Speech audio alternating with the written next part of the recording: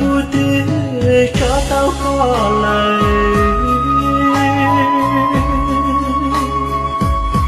dạ ta thao lo cú dân giòn nhỏ cho chỉ tao có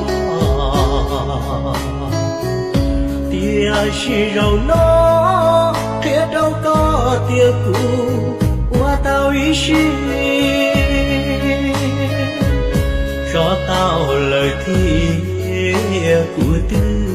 chỉ nhỏ có lời vì cũ bao tia nhớ đau hậu có lũ xí có tư chỉ nhẹ chỉ sang đó qua kê mùa xa loi đến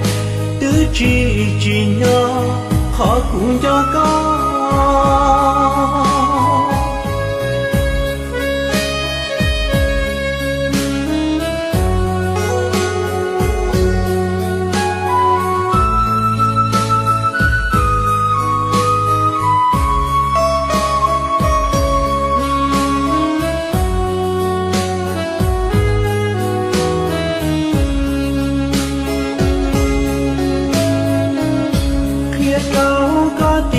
của tư cho tao có lời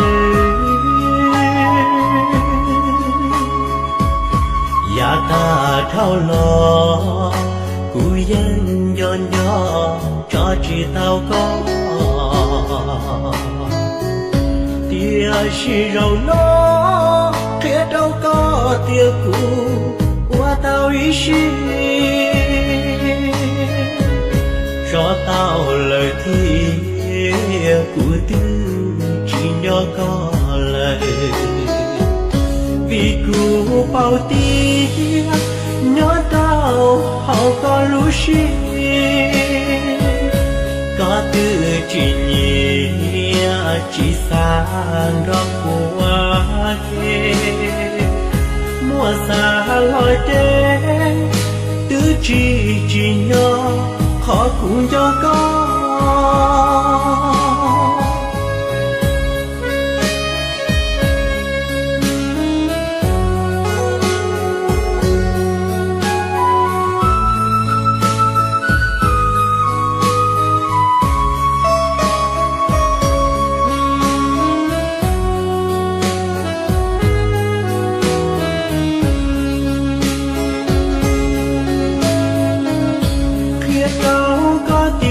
của tư cho tao có lời